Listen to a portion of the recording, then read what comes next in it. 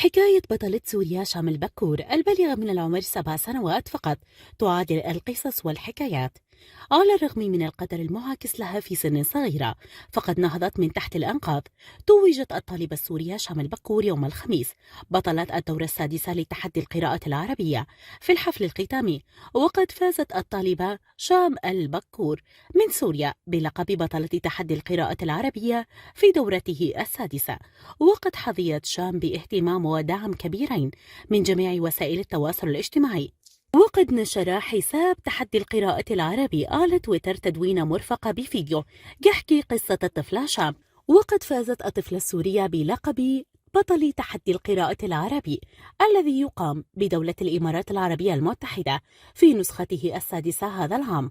ومن بين 22 مليون طالبة فازت الطفلة شام البكور بلقب تحدي القراءة. فوز الفتاة السورية شام البكور الذي أبهر الجمهور بإبداعها وتفوقها تم الإعلان عن القدرة على النطق الصحيح والقراءة الصحيحة والممتعة خلال الحدث. وقد نافست الصغيرة على اللقب على المستوى العربي 18 مشاركا يمثلون 18 دولة عربية.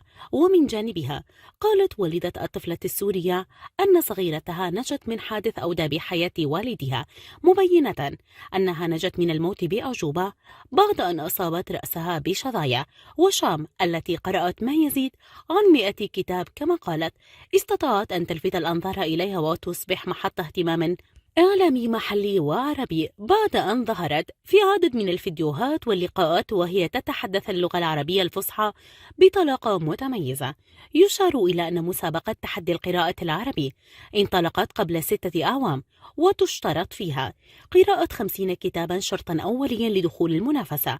وشارك في نسختها لهذا العام 22 مليون طالب من 44 دولة حول العالم. وقد تم اختيار المتأهلين إلى المرحلة النهائية من التحدي وفق معايير محددة بعد تصفية تأهيلية إلكترونية متكاملة نفذتها لجان تحكيم تحدي القراءة العربية.